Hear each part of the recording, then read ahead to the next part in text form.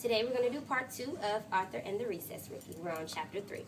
I can't believe it, said Francine, storming into the classroom the next morning. Can't believe what? Asked Arthur. Miss Cranston doesn't want me to play the drums in the town parade next week, said Francine. She doesn't think I'm ready. That's too bad, said Arthur. The parade commemorated the founding of Elwood City, and he knew how much Francine really wanted to be included. Well, you haven't been playing that long. The others do have more experience. I suppose so, Francine frowned. But how am I going to get the experience if I don't get a chance to play? I don't know, Arthur admitted. Was anyone else left out? A few people, but George is getting to march. He plays the trumpet, doesn't he? Francine nodded. Luckily, it's a pretty safe instrument. And what is that supposed to mean? Francine snorted. It means he won't get hurt. I can't say the same when he plays kickball. Arthur looked at her blankly. You can't? Arthur, haven't you noticed? Yesterday at recess, George could have made an easy catch, and he blew it. The way he lunged for the ball, it might have hit him in the nose.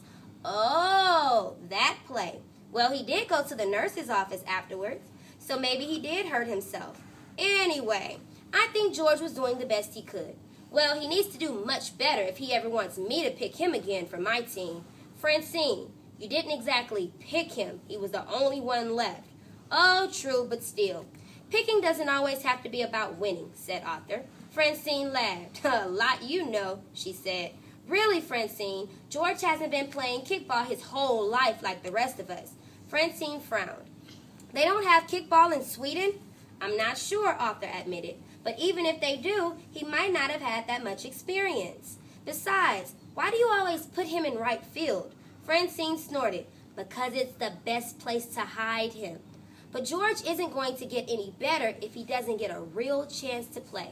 What is the author doing right now in this story when he mentions that George isn't going to get any better if he doesn't get a real chance to play?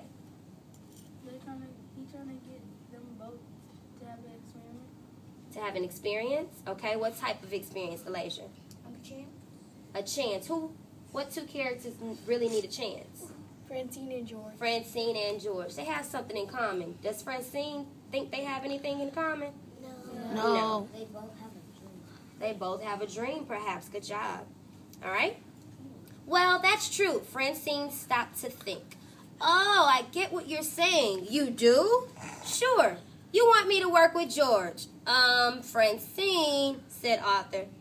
This will be perfect, Francine went on. George will be putty in my hands. He's ready to be molded, to be shaped, to be... Francine! What? You don't even know if George is interested.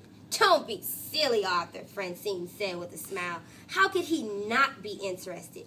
Very few people get the chance to be taught by a master. Oh, Francine's on my nerves right now. Just too much. Chapter 4. After school, Francine went to the gym to practice with the band. George was there, but since he played the trumpet, Francine never paid him much attention. We need to practice, said Miss Crancy, the music teacher. The parade, you might say, is just around the corner, so let's begin. She led them through the first 2 numbers, stopping at times to correct a few wrong notes or suggest a change of tempo. Francine was doing her best to keep up, but she was having a hard time. Karma comes back around. She closed her eyes and sighed. We're here at the National Kickball Championships, where young Francine Frinsky is putting on quite a show. We've seen great athletes before, and great musicians too, but never have we seen one person who was both at the same time. Down on the field, Francine was standing on first base. That makes 7 hits in a row, doesn't it? Asked Arthur, the first baseman. 8, Francine corrected him. She adjusted her drum across her stomach. Sorry, he said. It's really amazing how you can run and play the drums at the same time. When you have many abilities, said Francine, you can always find new ways to challenge yourself.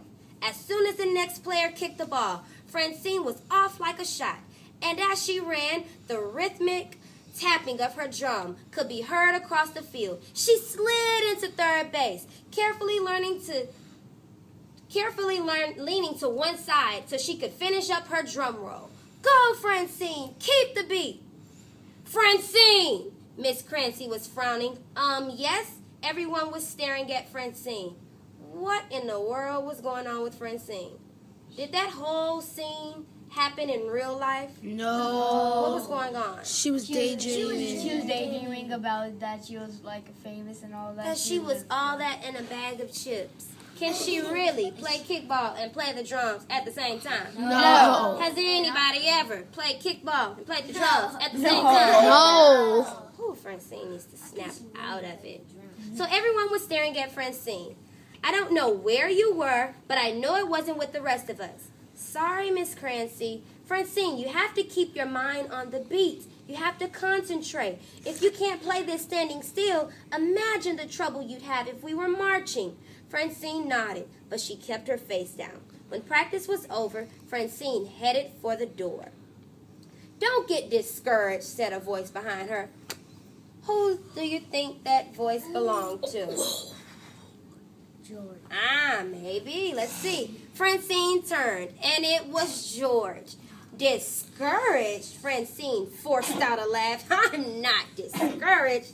Well, I know you weren't picked to be in the parade. And then today, anyway, don't give up. Nobody's giving up, Francine insisted, looking for a way to change the subject. And I was wondering if you still wanted to get in some practice for kickball. With a little... No thanks, George said quickly. Don't you want to get better? Francine asked.